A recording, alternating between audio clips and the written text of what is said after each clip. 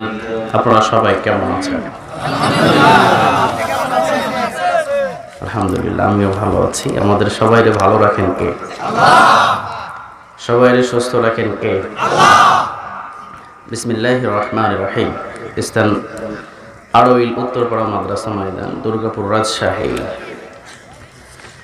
আপনারা সবাই এই এলাকারই মানুষ নাকি ভিন্ন এলাকার আছে? ভিন্ন এলাকারও আছে। আলহামদুলিল্লাহ, কোরআনের ময়দানে যে যত দূর থেকে আসে তার আমল নামায় তত বেশি নেক লেখা হয়।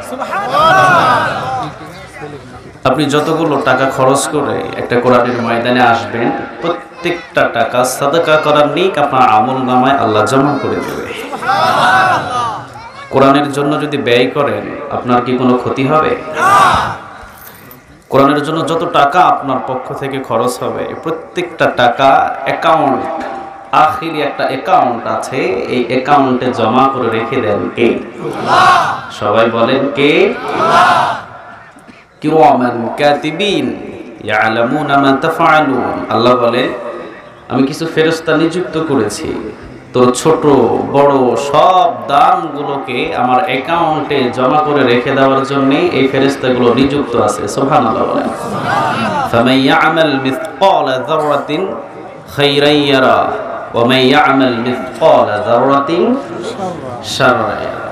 যারা পরিমাণ যদি কোনো নেক আমল করেন, আপনার আমলনামার ভিতরে জমা করে দিবে কে? আল্লাহ। যারা পরিমাণ যদি কোনো গুনাহের কাজ করেন, ওইটাও আপনার আমলনামার ভিতরে থাকবে, এটা রেখে দিবেন কে? আল্লাহ। তো এই জন্যে যে যত টাকা খরচ করে গাড়ি ভাড়া দিয়ে এসেছেন, প্রত্যেক কদমে কদমে নেক জমা করে দিয়েছেন কে? আল্লাহ।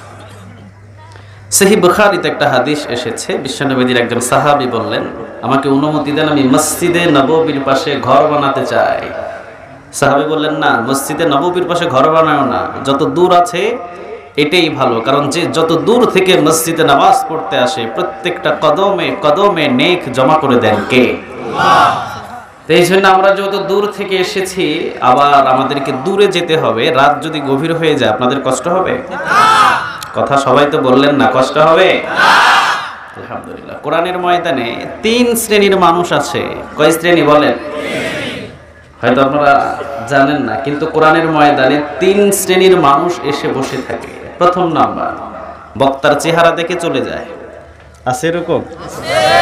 মানে বক্তারে দেখতে চায়, আসলে বক্তা কি ইয়াং নাকি বৃদ্ধ, দাড়ি কালো নাকি সাদা, টুপির কালার কি রকম, বক্তার কালার কি রকম, হোয়াইট নাকি ব্ল্যাক, বক্তার এক সুরত দেখে চলে যায়।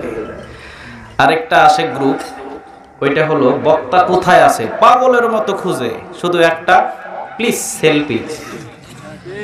কি সেলফি?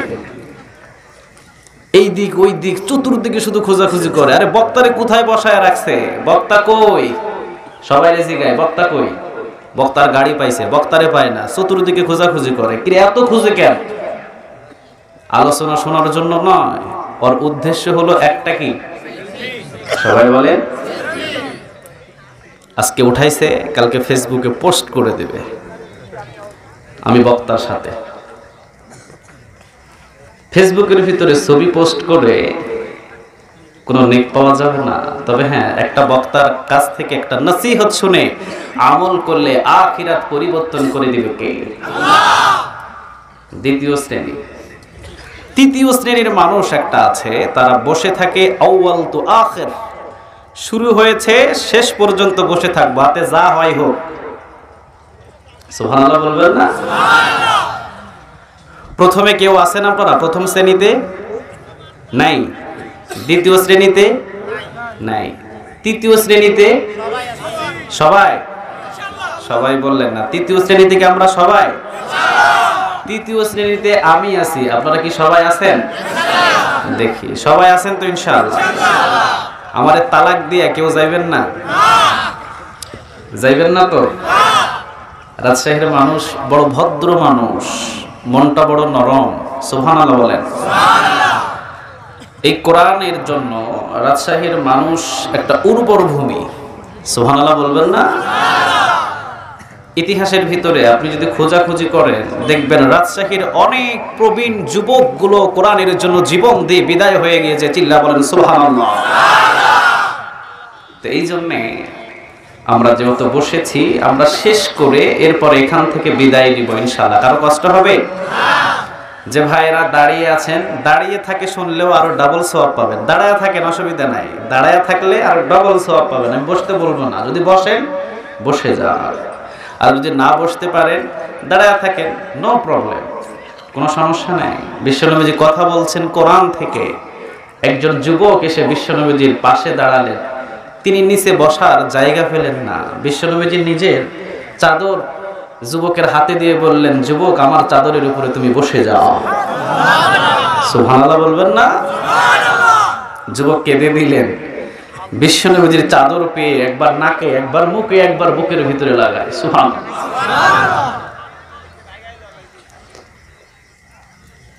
বিশ্বনবীজি বললেন, তুমি নাকে মুখে এই বুকের ভিতরে চাদর লাগায়ও না, কারণ তুমি যে কোরআন শোনার জন্য এসেছো এইটার চাইতে আমার চাদর বেশি দামি নয়। তুমি যে কোরআন শুনতে এসেছো এইটা সবচেয়ে বেশি দামি। তুমি আমার চাদরের উপরে বসে যাও। সুবহানাল্লাহ বলবেন না? তা আপনি দাঁড়ায় থাকেন, বসে থাকেন, যে অবস্থানে থাকেন, আপনি যদি কোরআন শুনতে চান, যে অবস্থানে থাকেন, আপনার আমলনামার ভিতরে বরকত দিয়ে দিবে কে? আরো জোরে বলেন, কে? আমরা যেহেতু এই জায়গার ভিতরে বসেছি, আমাদের সবাইকে বসাইছে কে বলেন তো দেখি? আমার সাথে প্রথমে কয়েকটা কথা শেয়ার করবেন। আমাদেরকে এখানে বসালেন কে? যারা এখনো আসতে পারে নাই তাদেরকে বসাই নাই কে? কিয়ামতের ময়দানে আল্লাহ যদি প্রশ্ন করে, কোরআনের ময়দান হয়েছিল গেলি না কেন? জবাব দেওয়া লাগবে? কথা বলেন, লাগবে? লাগবে ভাই, যাতে কিয়ামতের ময়দানে জবাব না দেওয়া লাগে, এই জন্য কোরআনের ময়দানে আপনার পায়ে ধরে বলি একটু বসেন, কিয়ামতের ময়দান থেকে বেঁচে যাবেন ইনশাআল্লাহ। কিয়ামতের ময়দান আল্লাহ শুধু ওসিলা খুঁজবে। কি খুঁজবে বলেন তো দেখি? ওসিলা। আল্লাহ কিয়ামতের ময়দানে বান্দাকে ডাক দিয়ে বলবে, দে তোর আমলনামা। কি দেখবে বলেন? সবাই বলেন, কি দেখবে? আমাদের সবার কি আমলনামা আছে? কার নাই হাত তুলেন। সবার আছে? হ্যাঁ। ওয়াকুল্লা ইনসানিন আলজামনাহু তাইরাহু ফি উনুকি ওয়া নুখরিজু লাহু ইয়াওমাল কিয়ামাহ কিতাবাই ইয়ালকাহু মানশুরা। আল্লাহ কিয়ামতের ময়দানে একটা কিতাব প্রত্যেকের হাতে হাতে ধরায়া দিবে। তিনি কে? আল্লাহ। আর জোরে বলেন, তিনি কে? আল্লাহ। আপনার কিতাব আপনার হাতে, আমার কিতাব আমার হাতে, নাকি আমার কিতাব আপনার হাতে, আপনার গুনাহগারের কিতাব আমার হাতে? আল্লাহ কি এরকম করবে? ওয়ালা তাজিরু ওয়াজিরাতু ওয়িজরা উখরা। কারো বোঝা সেই দিন কেউ বহন করবে না। যার যার বোঝা তার তার কাঁধের উপরে চাপিয়ে দেবে কে? আল্লাহ। সবাই বলেন, কে? আল্লাহ। কিয়ামতের ময়দানে আল্লাহ সুবহানাহু ওয়া তাআলা প্রত্যেকের আমলনামা দেখবে। আমলনামা দেখা হবে কয়েকটা স্টেপে। কয়েকটা স্টেপ আল্লাহ সুবহানাহু ওয়া তাআলা আমলনামা দেখবেন। প্রথম নাম্বার, আল্লাহ সুবহানাহু ওয়া তাআলা আমলনামা দেখতে চাইবেন। আল্লাহ বলবেন, প্রত্যেকের আমলনামাটা আমার কাছে পেশ করো। আল্লাহ রাসূল সাল্লাল্লাহু আলাইহি ওয়াসাল্লাম বলবেন, নো, আমার প্রত্যেকটা উম্মতের আমলনামা যদি আপনি দেখেন তাহলে আমার অনেক উম্মত জাহান্নামে চলে যাবে। আমি এটা দেখতে রাজি নই। আল্লাহ সুবহানাহু ওয়া তাআলা বলবেন, হাবিব আপনি যেটা খুশি আমিও সেটাতে খুশি। সুবহানাল্লাহ। আপনি বলেন আমি কি করব? আমি কি আমলনামা দেখবো নাকি দেখবো না? বিশ্বনবীজি বলবেন, ঠিক আছে, একটা আমলনামা দেখাবো আপনাকে। জোরে বলেন, কয়টা? একটা আমলনামা দেখাবো আপনারে। রব্বি করিম একটা আমলনামা শুধু আপনার সামনে আমি পেশ করব। ওই আমলনামাটা পৃথিবীর কারো নয়, ওই আমলনামাটা হলো হযরত আবু বকরের আমলনামা। পৃথিবীর কারো আমলনামা নয়, পৃথিবীর কোন মানুষের আমলনামা নাই। আল্লাহ রাব্বুল আলামিনের সামনে হযরত আবু বকর সিদ্দিক রাদিয়াল্লাহু তাআলা আনহুর আমলনামা। আল্লাহ রাব্বুল আলামিন বলবেন, দেন হাবিব আপনার আমলনামা। বিশ্বনবীজি বলবেন, ধরেন আমার একজন সাহাবীর আমলনামা। আমলনামাটা দেখেন। সুবহানাল্লাহ বলবেন না? হযরত আবু বকর সিদ্দিক রাদিয়াল্লাহু তাআলা আনহুর আমলনামাটা বিশ্বনবীজি নেবেন। নেওয়ার পরে বলবেন, আবু বকর দাও তোমার আমলনামা। তোমার আমলনামাটা আজকে আমার আল্লাহর সামনে পেশ করব। কিরকম মানুষ রে ভাই, যারা আমলনামা দেখে আল্লাহ সকল উম্মতের জন্য কিতাব দেখা বাদ দিয়ে দেবে। আবু বকরের আমলনামাটা বিশ্বনবী সাল্লাল্লাহু আলাইহি ওয়াসাল্লাম হাতের ভিতরে নিয়ে রব্বে কারীমের কাছে দিয়ে বলবেন, ইয়া রব, দেখেন এই আমলনামা। আল্লাহ রাব্বুল আলামিন আমলনামার শুরু থেকে শেষ পর্যন্ত দেখবে। শুরু থেকে শেষ পর্যন্ত দেখে ছোট্ট একটা গুনাহের কাজে আমলনামায় খুঁজে পাবে না।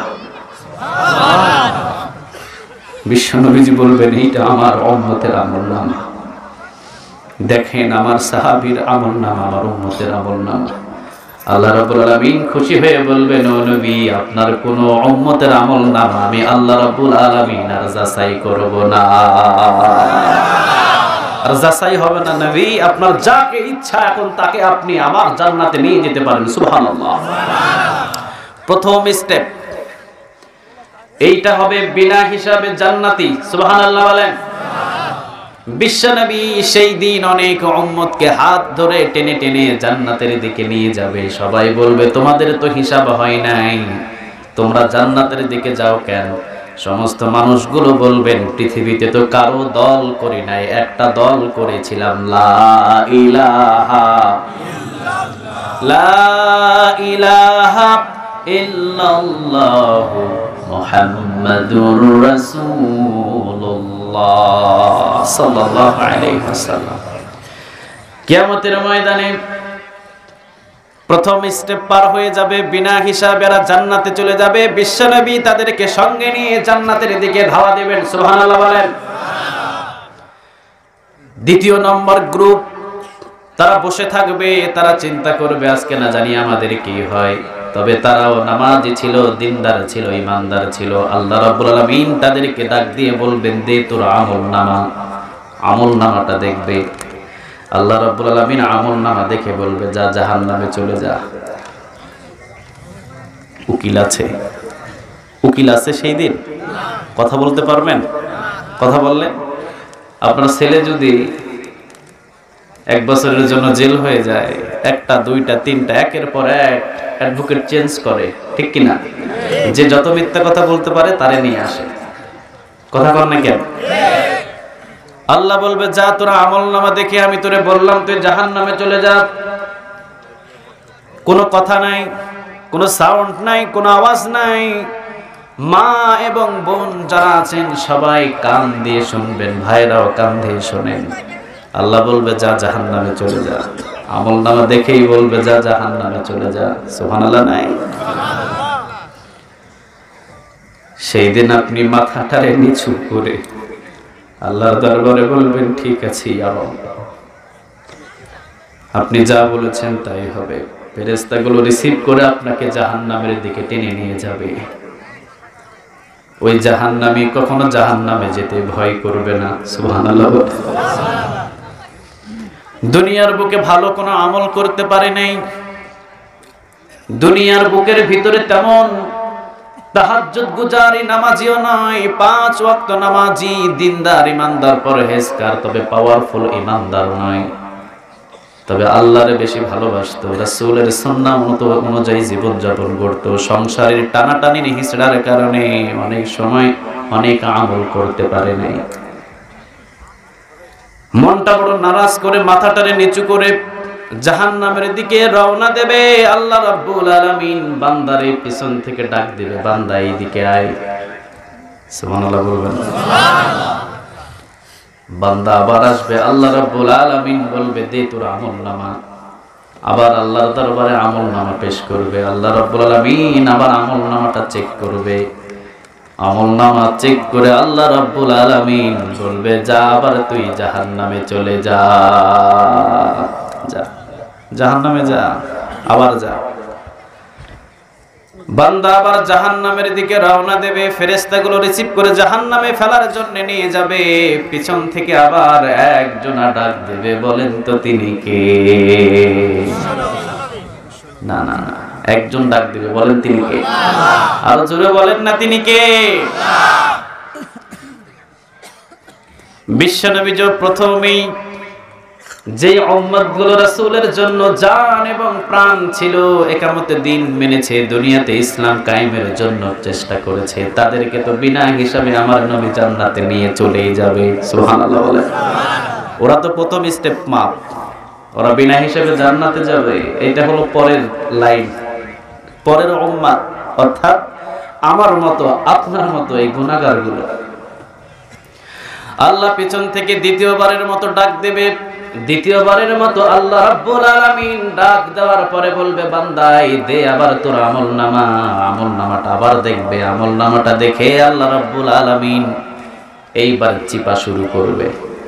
চিপতে চিপতে চিপতে চিপতে যদি আল্লাহ বলে, বান্দারে তোর আমলনামার ভিতরে আজকে যদি ছোট্ট একটা নেক আমল পেয়ে যায়, ওইটার ওসিলায় আজকে আমি তোরে মাফ করে দেব। কিয়ামতের ময়দানে যদি আজকের মতোই কোরআনের একটা ময়দান আমার আমলনামায় জমা হয়ে থাকে, বলেন তো দেখি ওই দিনের ওসিলায় আল্লাহ মাফ করতে পারবে কি পারবে না? এই জন্য হাতেও ধরে বলি, পায়েও ধরে বলি, ভাই কোরআনের ময়দানে বসেন, একটা ওসিলায় কিয়ামতের ময়দানে মাফ করে দিতে পারেন, তিনি কে? আমরা সবচাইতে বেশি কারে ভালোবাসি বলেন তো দেখি? দেখছেন, উত্তর দিতে পারলেন না। সবচাইতে বেশি ভালোবাসি আমরা কাকে বলেন? আল্লাহর নাম নিতে কি আপনাদের কষ্ট হয়? চিৎকার করে বলেন আল্লাহ, আরো জোরে বলেন আল্লাহ, আরো জোরে বলেন আল্লাহ। এই নামটা সব সময় নেবেন। পৃথিবীর কারো নাম নিলে একটা নেক পাওয়া যায় না, এই নামটা নিলেই 10টা নেক আমলনামায় জমা হয়ে যায়। অন্য বর্ণনায় 40টা নেক আমলনামায় জমা হয়ে যায়। সুবহানাল্লাহ বলেন। কোন বান্দা যদি একবার সুবহানাল্লাহ, কোন বান্দা যদি একবার পড়ে, আসমান এবং জমিনের খালি জায়গা নেক দিয়ে পূরণ করে দিবেন কে? সুবহানাল্লাহ বলেন তো দেখি। পিছনের ভাইরা বলেন না, সবাই বলেন সুবহানাল্লাহ, আর জোরে বলেন সুবহানাল্লাহ। আরে ভাই, সারাদিন ধান কাটছেন, সারাদিন ধান কাটছেন, সারাদিন শ্রম দিয়েছেন, কত কষ্ট করেছেন আপনি। কিয়ামতের ময়দানে দাঁড়ায় আপনার হিসাব দিতে হবে না, 500 বছর আগে জান্নাতে চলে যাবে। এক গ্রুপ ফেরেশতা এসে বলবে, তোমরা হিসাব দিয়েছো নাকি? তোমরা হিসাব দাও নাই। সেই দিন আমার মতো আপনার মতো এই গরিব গোলামগুলো বলবে, কিসের হিসাব? দুনিয়ার ভিতরে যে গরিব ছিলাম, ঘাড়ের ব্যথা তো এখনো যায় নাই। ঠিক না ঠিক? আরে দুনিয়াতে যে ছিলাম, ঘাড়ের ব্যথা এখনো যায় নাই, কিসের হিসাব রে? কি হিসাব দিব আজকে কিয়ামতের ময়দানে? মালই তো দেয় নাই, হিসাব কিসের? সুবহানাল্লাহ বলবেন না? আরে অ্যাকাউন্টে 10 লাখ টাকা থাকলে না হিসাব দিবেন, মালই তো নাই, হিসাব দিব কিসের আমি? ফেরেশতারা বলবে, রব্বে কারীম, এই বান্দাগুলো হিসাবও দিতে চায় না, এদেরকে নাকি মালই দেওয়া হয় নাই, দিন আনছে, দিন খেয়েছে, এদের আবার হিসাব কিসের? এরা আজকে বলে। আল্লাহ বলে, জিগারা হিসাব দিতে চাই না কেন? ফেরেশতারা বলবে, আল্লাহ এই গ্রুপ সমস্ত মানুষগুলো দুনিয়ার ভিতরে গরিব ছিল, দিনে আনছে, দিনে খাইছে, তাদের শরীরের ব্যথাও নাকি এখনো যায় নাই। আল্লাহ বলবেন, বিগাইরি হিসাব, বিনা হিসাবে মাফ করে দে। কিরে ভাই, মালই তো পাই নাই, হিসাব দিব কিসে? ঠিক না ভাই? ঠিক। এই ময়দানে অধিকাংশ সব গরিব মানুষগুলো বসে আছে, আমি যতটুকু দেখছি। দামি মানুষগুলো বসে না কোরআনের ময়দানে, যদি বসলে আবার ওই গ্রুপ হয়ে যায়। কথা বুঝেন? ময়দানে আসে, এসে শুধুমাত্র হ্যাঁ আসছি আমি, সালাম দিছি, চলে গেছি। অসম্মান করা হলো কোরআনের ময়দানটাকে, ঠিক কিনা? জুমা মসজিদে যেভাবে গেলে ইচ্ছা মতো জুমার নামাজ পড়া যায় না, কোরআনের ময়দানে আসলেও কোরআনের ময়দানে বসে কোরআন শুনতে হবে, চলে যাওয়া যাবে না। এই কোরআনটা পৃথিবীর কারো নয়, কোরআনটা কার? আরো জোরে বলতে হবে, কোরআনটা কার? আমরা মুসলিম কয়েকটা জায়গায় খুবই দুর্বল। এই হার্ড বিষয়গুলোতে কেউ যদি হাত দেয়, মুসলিমদের উপরে উত্তাল হাওয়া, ঝড় বায়ু শুরু হয়ে যায়। চিল্লা বলো ঠিক কিনা? বাংলার জমিনের সমস্ত মুসলিম হলো ধর্মপ্রেমিক। ইসলামকে নিয়ে যদি কেউ টানা হিসড়া করে, বাংলার মুসলমান তাদের সাথে সম্পর্ক রাখতে পারে? কোরআনকে নিয়ে যদি কেউ কথা বলে, বাংলার মুসলমান তাদের সাথে সম্পর্ক রাখতে পারে? পৃথিবীর সব কিছু মানতে সহ্য আছে, আমরা রাজি। কিন্তু এই 30 পারা কোরআনের একটা আয়াতকে নিয়ে যদি কেউ টান দেয়, বাংলার মুসলমান সহ্য করতে রাজি নয়। চিল্লা বলো ঠিক কিনা? এই জন্য আমরা বলতে চাই, আমার রাসূলকে নিয়ে কোনো কটূক্তি বাংলার জমিনে করো না। বাংলার জমিনে রাখার মতো তোমাকে কোনো জায়গা খুঁজে পাবে না। বাংলাদেশের ভিতরে যদি বসবাস করতে হয়, 98% মুসলমানদের দেশে যদি বসবাস করতে হয়, ইসলাম ধর্ম রাষ্ট্রীয় থাকবে, এটা নিয়ে কোনো কথা চলবে না। যদি কেউ কথা চলে তাহলে তারে আমরা কখনো সাপোর্ট করতে কথা বলেন, সাপোর্ট করেন আপনারা? করবেন কখনো? অতএব তসলিমা নাসরিন এই বাংলার জমিনের ভিতরে থাকতে পারে নাই যেহেতু ইসলাম নিয়ে কথা বলা শুরু করেছিল। চিল্লা বলো ঠিক কিনা? নতুন কোন নব্যরাষ্ট্রিক যদি এই বাংলার জমিনে জন্ম নেয়, তাদেরকেও আমরা রাখতে রাজি নয়। চিল্লা বলেন ঠিক কিনা? এই তসলিমা নাসরিন বাংলার জমিন থেকে পালানোর সুযোগ পেয়েছে। নতুন কোন নাস্তিক যদি বাংলার জমিনে জন্ম নেয়, পালানোর সুযোগও দেওয়া হবে না। দেখবেন মাঝে মাঝে মুরগি কবির চিনেন কেউ? তাকে কে চিনেন ভাই? মুরগি কবির রে চিনেন? শাহরিয়ার কবির রে?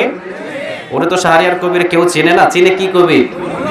হ্যাঁ, মুরগি কবির। টকশোর ভিতরে উল্টা পাল্টা যা মনে চায় ইসলামকে নিয়ে তাই কথা বলে। 71 টিভির ভিতরে কিছু প্রতিটা দেখবেন ইসলামকে নিয়ে যা মনে চায় তাই নিয়ে টানাহিস্টা শুরু করে। চিল্লা বলো ঠিক কিনা? আমি বলি টকশোর ভিতরে পুলিশ পাহারা দিয়ে এসি রুমের ভিতরে ইসলামকে নিয়ে, কোরআনকে নিয়ে, আমার বিশ্ব নবীজিকে নিয়ে উল্টা পাল্টা কথা বলছো, কোনো অসুবিধা নাই। যদি সাহস থাকে তো রাজশাহীর জমিনের ভিতরে এসে আমার রাসূলকে নিয়ে, ইসলামকে নিয়ে, কোরআনটা নিয়ে কথা বলো। পিটার চামড়া নিয়ে ঢাকা শহর যাইতে পারবে না। এত সোজা না। পুলিশ পাহারা দিয়ে ভালো ভালো কথা বলা যায়। পারেন তো ময়দানে এসে কথা বলেন, পিঠের চামড়া নিয়ে ঘরে যাইতে পারবেন না। জুতার পিটায় বাংলাদেশের ভিতরে মানুষ 80 হাত নিচে দাফন করে ছেড়ে দেবে। অতএব আমরা কয়েকটা জায়গায় খুবই দুর্বল। তাহলে আমরা এখানে কোরআন আছে, এই কোরআন থেকে আমরা কথা শুনবো, ওটাউটি করবো না তো কেউ? ওটাউটি কি আদব হবে না বেআদবি হবে? সবাই বলেন আদবি না বেআদবি? তাহলে শুরু হলো আমাদের কোরআনের কথা। এই কোরআনটা কার? আল্লাহ। সবাইকে বলতে হবে কোরআনটা কার? আল্লাহ। ইন্নাহু লাকুরআনুন কারীম, এটা সম্মানিত একটা কোরআন। সুবহানাল্লাহ। বিশ্বনবী বললেন এটা হলো সম্মানিত একটা কোরআন। এই কোরআনের সাথে যার সম্পর্ক হবে আল্লাহ রাব্বুল আলামিন তার সম্মান আর মর্যাদা কোরআনের মতোই বৃদ্ধি করে দেবে। হযরত বেলাল রাদিয়াল্লাহু তাআলা আনহু, হাবশী বেলাল, চেহারা সুরত তেমন ভালো নয়। বেলাল রাদিয়াল্লাহু তাআলা আনহুর মাও ছিল একজন কালো দাসী। কালো দাসীর ছেলে হলেন হযরত বেলাল রাদিয়াল্লাহু তাআলা আনহু। কিন্তু বেলাল রাদিয়াল্লাহু তাআলা আনহু যেই দিন কোরআনটারে গ্রহণ করলেন, সেই দিন থেকে বেলালের মান সম্মান বাড়ায়া দিলেন কে? আল্লাহ। এই বেলাল রাদিয়াল্লাহু তাআলা আনহু হযরত ওমর রাদিয়াল্লাহু তাআলা আনহু যখন প্রেসিডেন্ট ছিলেন, প্রেসিডেন্ট 12.5 লক্ষ বর্গ মাইলের প্রেসিডেন্ট। সুবহানাল্লাহ। 33 অন্য বর্ণনা এসেছে প্রায় 33 লক্ষ মাইলের হযরত ওমর রাদিয়াল্লাহু তাআলা আনহু প্রেসিডেন্ট ছিলেন। এইরকম বাংলাদেশ প্রায় 55 থেকে 60টা দেশের প্রেসিডেন্ট। সুবহানাল্লাহ। এই প্রেসিডেন্ট যখন তার কার্যালয়ে বসে থাকতেন, বেলাল গোলাম যখন ওমরের কার্যালয়ে পা দিতেন, বেলাল উঠে সালাম দিয়ে দিতেন। সুবহানাল্লাহ বললেন না? বেলাল রাদিয়াল্লাহু তাআলা আনহু কেঁদে দিলেন। বেলাল বললেন, ওমর এইভাবে সম্মান করার কি আছে? ওমর আমারে তুমি এইভাবে সম্মান করো কেন? ওমর রাদিয়াল্লাহু তাআলা আনহু বললেন, বেলাল আমি তো ওমর তোমার সম্মান করি নাই, তোমাকে সম্মান করার জন্য পথ দেখিয়ে দিয়েছেন। বলেন তো তিনি কে? বেলাল যখন এই কোরআনটারে ধরলেন, ইন্নাহু লাকুরআনুন কারীম, এই কোরআনটারে বেলাল যখন বুকের ভিতরে ধরলেন, বলেন বেলালের মান ইজ্জত সম্মান বাড়ায়া দিলেন তিনি কে? মুয়াজ্জিনের চাকরি করতেন হযরত বেলাল রাদিয়াল্লাহু তাআলা আনহু। মদিনার ভিতরে শত শত সাহাবীরা বললেন, ও নবী, এই কালো মায়ের সন্তানের নামাজের জন্য যে আজান দেয়, আজান আর শুনতে আমাদের ভালো লাগে না। নাউজুবিল্লাহ বলেন।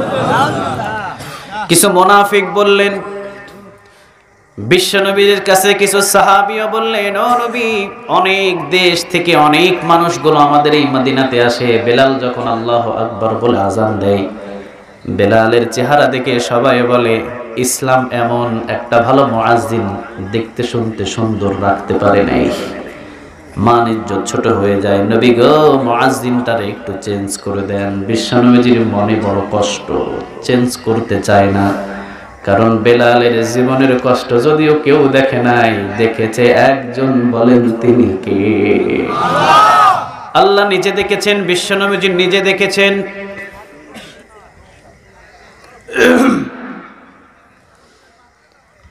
হযরত বেলাল রাদিয়াল্লাহু তাআলা আনহুকে ডাক দিয়ে সারা নামাজের পরে বিশ্বনবীজি বললেন, বেলাল, ফজরের আজান থেকে তোমার জন্য আর নিযুক্ত নয়, ফজরের আজান তোমার জন্য নয়, নতুন মুয়াজ্জিন আমরা নিযুক্ত করেছি। সুবহানাল্লাহ।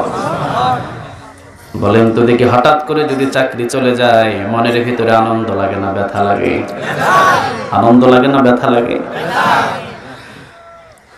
হযরত বেলাল রাদিয়াল্লাহু তাআলা আনহু কেঁদে দিলেন। বিশ্বনবীর সামনে চোখের পানি লুকানোর জন্য চেষ্টা করলেন, বিশ্বনবী নিজেও দেখলেন বেলালের চোখের পানি। বিশ্বনবীজি বললেন, বেলাল, কান্না করো না, উত্তম একটা ব্যবস্থা আল্লাহ তোমার জন্য করে দেবে। সুবহানাল্লাহ। বেলাল বললেন, ও নবী, আমি তো শুধুমাত্র একটা কারণে মুয়াজ্জিনের চাকরি করেছি।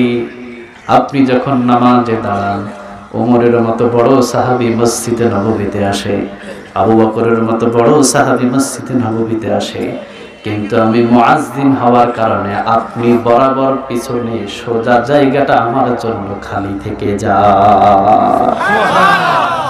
অন্য কোনো জন্য নয়, শুধু এই জন্য আমি এই মুয়াজ্জিনের চাকরিটা নিয়েছি। সুবহানাল্লাহ। বিশ্বনবীজি কোনো কথা বললেন না, চলে গেলেন। বিশ্বনবীজি বললেন, বেলাল, ফাইনাল হলো এইটাই কথা, ফজর নামাজের আজান তোমার জন্য কোন সাহাবী সাপোর্ট দেয় নাই। সাহাবীদের 3 ভাগ হয়েছে, 2 ভাগ সাহাবী বলেছে বেলালকে মুয়াজ্জিনের চাকরি দেয়া যাবে না, এক গ্রুপ ফেরেশতা শুধু বলেছে, এক গ্রুপ সাহাবী শুধু বলেছে দেওয়া যাবে। আমি যেহেতু 2 গ্রুপ সাহাবীরা বলেছে, তাদের কথা আমি গ্রহণ করেছি। বেলাল রে, ফজরের আজান আর তোমার জন্য নিযুক্ত নয়। বিশ্বনবীজি বলে চলে গেলেন। নিজের ঘরের ভিতরে সবাই চলে যায়, মসজিদে নববী থেকে একজন যায় না। সুবহানাল্লাহ বলেন। বেলাল রাদিয়াল্লাহু তাআলা আনহু ঘরের একটা কোণার ভিতরে গিয়ে বললেন, রব্বে কারীম, সময় যখন এসেছে সবাই যদিও ভুলে যায়, আমি মনে করেছিলাম আপনি আমারে ভুলবেন না, কিন্তু আপনিও আমারে ভুলে গেলেন। এই বাবুরা কথা বলো না। রব্বে কারীম, মনে করেছিলাম সবাই আমারে ভুলে যাবে, ও আল্লাহ, আমারে শুধু আপনি ভুলবেন না, কিন্তু যাক, আপনি তো আজকে বেলালকে ভুলে গেলেন, মানে মুয়াজ্জিনের চাকরিটা নিয়ে নিলেন। ঠিক আছে রব্বে কারীম, আপনি বেলালরে ভুলে যাবেন, কিন্তু বেলাল মৃত্যু পর্যন্ত আপনারে ভুলবে না। ও আল্লাহ, ইসলামের জন্য তো কষ্ট আমি কম করি নাই, আপনি ভুলে গেলেন কেমনে?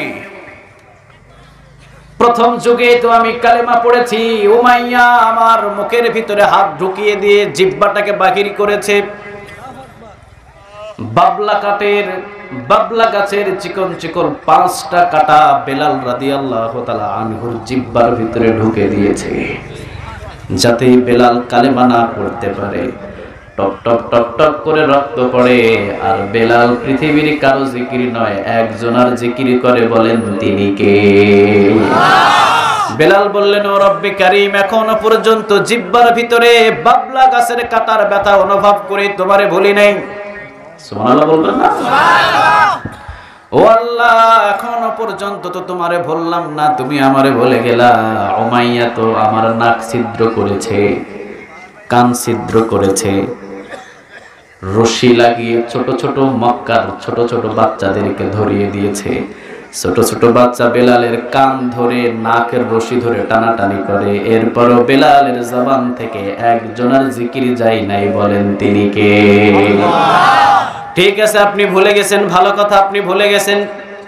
ও আল্লাহ, আপনি ভুলেন আমারে, কিন্তু বেলাল কখনো আপনারে ভুলবে না। ফজর নামাজের আল্লাহর সাথে কথোপকথন বেলাল রাদিয়াল্লাহু তাআলা আনহু মসজিদে নববীতে বসে বসে বললেন। ফজরের আযান হলো, মুয়াজ্জিন আযান দিলেন, বেলাল কোনার ভিতরে বসে আছেন মসজিদে নববীতে। বিশ্বনবী আসলেন, বেলালের দিকে তাকালেন, বেলাল নিচের দিকে তাকিয়ে আছে, লজ্জায় শরমে কারো দিকে তাকায় না। বিশ্বনবীজি বললেন, নামাজের জন্য প্রস্তুতি নিব, কিন্তু এখনো তো সুবহে সাদেক হয় নাই। আজান হলো, বেলাল আজান দিলে 10 থেকে 15 মিনিট পরেই নামাজের ওয়াক্ত হয়ে যায়, মানে সুবহে সাদেক হয়ে যায়। 1 ঘন্টা অপেক্ষা করলাম, সুবহে সাদেক হলো না। বলেন তো দেখি, সুবহে সাদেকের অনুমতি দেয় নাই একজন, বলেন তিনি কে? 2 ঘন্টা 3 ঘন্টা পর্যন্ত অপেক্ষারত অবস্থায় বসা আছেন বিশ্বনবী সাল্লাল্লাহু আলাইহি ওয়াসাল্লাম। জিবরিল আলাইহিস সালাম ঝপ করে মসজিদে নববীর বিশ্বনবীর সামনে বসে বললেন, ও নবী, আল্লাহর পক্ষ থেকে সালাম এসেছে, সুবহানাল্লাহ, আল্লাহ আপনাকে সালাম দিয়েছে, সালাম নেন। নবী, আমি জিবরিল আলাইহিস সালামের সালাম গ্রহণ করেন। নবী, আল্লাহ রাব্বুল আলামিন এই সময়ের ভিতরে আমাকে কোনোদিন পাঠায় নাই আপনার সামনে, আজকে পাঠিয়েছে একটা কারণে। নবী গো, আপনার মসজিদে নববীতে কি আজকে আজান হয় না? বিশ্বনবী বলেন, আজান হয় নাই মানে? অনেক সুন্দর কণ্ঠ দিয়ে মসজিদে নববীতে আজান হয়েছে। জিবরিল আলাইহিস সালাম বললেন, ও নবী, যিনি আজান দিয়েছেন তার আজানের আওয়াজটা মসজিদের ছাদের ওই পাশে যায় নাই।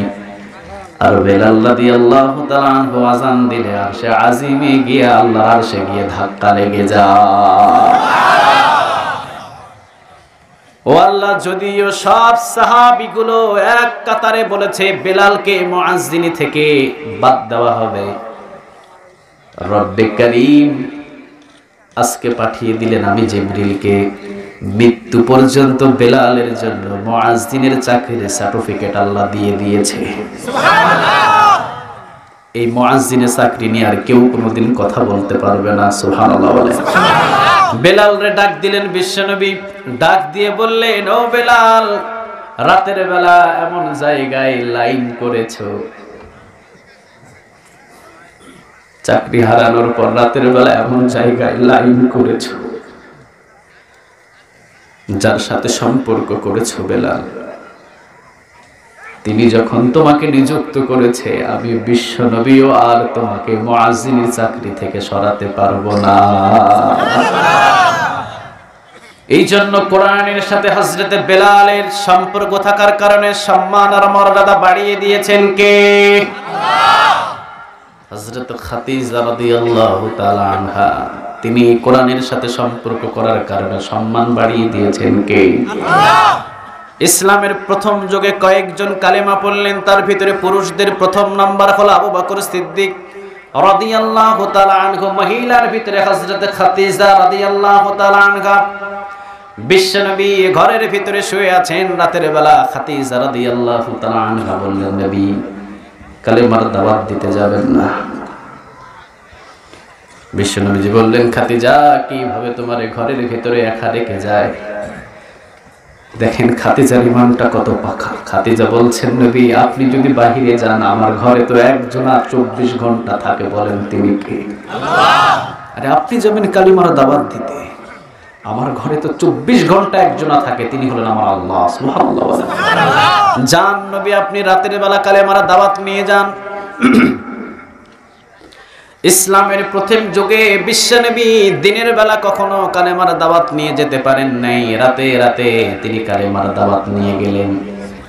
সারা রাত ঘুরে ঘুরে ঘুরে ঘুরে কালেমার দাওয়াত দিতেন। ফজরের সময়, অন্ধকারের সময় দরজায় এসে একটা টোকা দিতেন খাদিজা, সাথে সাথে দরজা খুলে যেত, সুবহানাল্লাহ।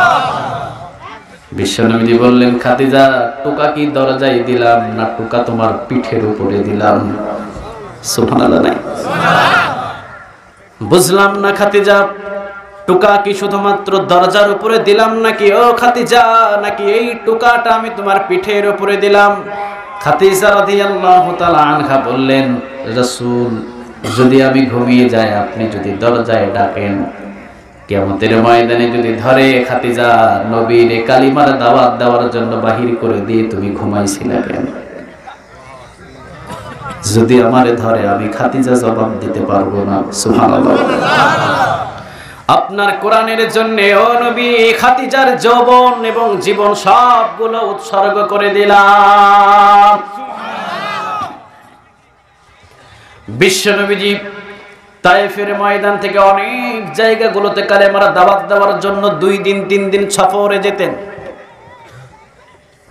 আবু জেহেল, আবু লাহাব, উতবা, শাইবা, মুগীরা সবাই খাদিজারে কষ্ট দেওয়া শুরু করলেন। আবু লাহাব তিনি নিজেই বিশ্বনবীজির বিবি খাদিজাকে কষ্ট দেওয়া শুরু করলেন। উঠানে খাদিজা ঝাড় দিয়ে যখন ঘরের ভিতরে যেতেন, আবু লাহাব অনেক দুর্গন্ধযুক্ত খাবারগুলো এনে খাদিজার মাথার উপরে আবার ছেড়ে দিতেন। সুবহানাল্লাহ। মাথার উপরে ছেড়ে দিতেন। আবু লাহাব সাথে সাথে মাথার উপরে যখন ছেড়ে দিতেন, খাদিজা রাদিয়াল্লাহু তাআলা আনহা পরিষ্কার করতেন। পরিষ্কার শেষ আবার কষ্ট দেওয়ার জন্য খাবারগুলো ছেড়ে দিতেন, দুর্গন্ধযুক্ত খাবার ছেড়ে দিতেন। বিশ্বাখার সাথে সাথে খাদিজা রাদিয়াল্লাহু তাআলা আনহার এই কষ্টের কথা বিশ্বনবী বললেন, খাদিজা, আশেপাশের পাড়াপড়শি সবাই তোমারে কষ্ট দেয়, এখনো পর্যন্ত তুমি আমারে বলোনি। খাদিজা রাদিয়াল্লাহু তাআলা আনহা বললেন, ও নবী, সারাদিন কালেমার দাওয়াত দিয়ে কষ্ট করে আসেন, এর ভিতরে যদি আবার আমি আমার কষ্ট আপনারে বলি, আপনি কষ্ট বেশি পাবেন, এই জন্য আমার দুঃখের কথা আপনারে বলি না। সুবহানাল্লাহ। বাড়িতে গিয়ে বলেন মক্কার ভিতরে সবচেয়ে বড় ধনী হলেন খাদিজা রাদিয়াল্লাহু তাআলা আনহা। সুবহানাল্লাহ বলেন। 25 বছরের বিশ্বনবীরে বিবাহ করলেন। মক্কার সব নেতাগুলো আনাচে কানাচে বলা শুরু করলো, মুহাম্মদকে বিবাহ করে খাদিজা ঠকেছে। নাউজুবিল্লাহ বলেন। এই এতিম মুহাম্মদকে বিবাহ করলো, এই খাদিজারে কত ধনী ধনী মানুষ বিবাহ করার জন্য কত প্রস্তাব দিয়েছে, কেন বিবাহ করলো না? খাদিজা রাদিয়াল্লাহু তাআলা আনহা তিনি সব নেতাদেরকে ডাক দিলেন, কনফারেন্স করলেন, সব নেতাগুলো বসে আছে। এইবার খাদিজা বললেন, বলো তো দেখি, এই মক্কার ভিতরে সবচাইতে সুন্দর মানুষ কোনটা? সব নেতাগুলো বললেন, মুহাম্মদ সাল্লাল্লাহু আলাইহি ওয়াসাল্লাম। মুহাম্মাদের মতো সুন্দর মানুষ আর মক্কার জমিনের ভিতরে নাই। খাদিজা বললেন, তাহলে মক্কার ভিতরে সবচাইতে সুন্দর পুরুষকে বিবাহ করেছে খাদিজা। সুবহানাল্লাহ। দ্বিতীয় নম্বর, মক্কার সমস্ত নেতা তোমাদের কাছে প্রশ্ন আমার, বলো তো দেখি, মক্কার ভিতরে সবচেয়ে উত্তম চরিত্রের মানুষ কোনটা? সমস্ত নেতাগুলো বললেন, আব্দুল্লাহর ছেলে মুহাম্মদ। জীবনে কোনোদিন কাউরে তুই বলে কোনো কথা বলে নাই। গোলামের সাথেও আপনি করে কথা বলতেন। সুবহানাল্লাহ।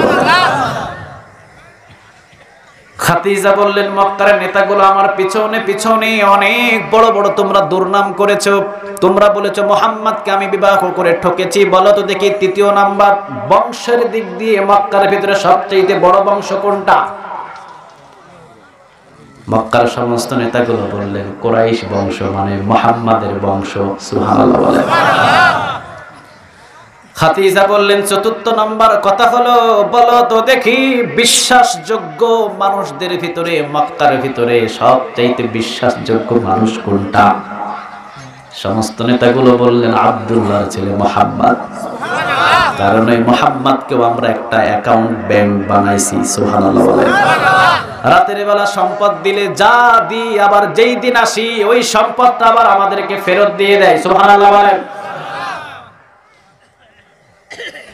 মক্কার নেতাদের কাছে পঞ্চম নম্বর প্রশ্ন ছুড়লেন, সবাই বলো তো দেখি, এই মক্কার ভিতরে সবচেয়ে ধনী মানুষ মুহাম্মাদের আছে, সবাই বললেন মক্কার ভিতরে সবচেয়ে ধনী মানুষ মুহাম্মাদের ভিতরে নাই। ও খাদিজা, তুমি হলাম সবচেয়ে ধনী এবং আমরা যারা মক্কার নেতা আছি আমরা হলাম ধনী। গরিব যদি ধরা যায়, গরিবদের কাতারে সর্বপ্রথম হবে আব্দুল্লাহর ছেলে মুহাম্মদ। খাদিজা রাদিয়াল্লাহু তাআলা আনহা বললেন, আমার স্বামীর সব দিকে উচ্চত, একটা নিচ্চত মান থাকবে হতে পারে না। আমার স্বামীর সম্পদ নাইতে কি হয়েছে, খাদিজার সমস্ত সম্পদ আজকে আমার স্বামীর নামে লিপিবদ্ধ করে দিলাম, সব দিয়া দিলাম। এখন বলো আমার স্বামীর কি নাই? সবাই বললেন খাদিজা তোমার স্বামী মক্কার ভিতরে পাওয়ারফুল ম্যান। সুবহানাল্লাহ বলেন।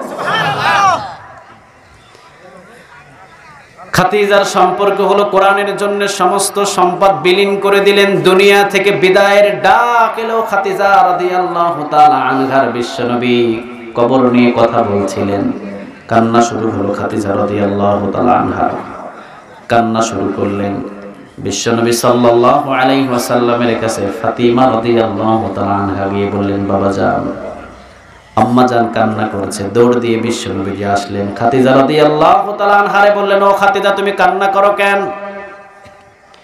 খাদিজা রাদিয়াল্লাহু তাআলা আনহা বললেন, ও নবী, যে কবরের কথা বললেন মৃত্যু তো মনে হয় খাদিজারও হবে। বিশ্বনবী বললেন, ইয়াস, অবশ্যই খাদিজা মৃত্যুবরণ করতে হবে।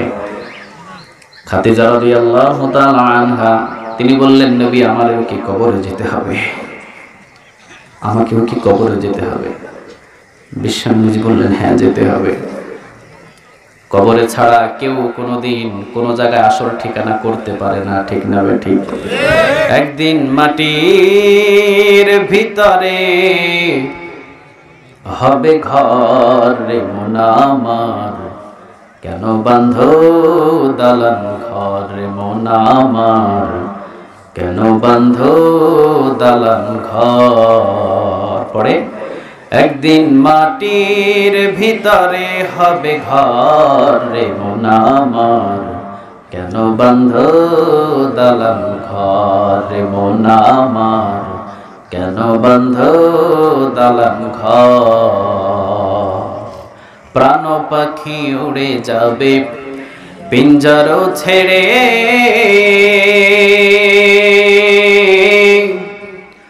ধরা ধামে সবই রবে, তুমি যাবে চলে।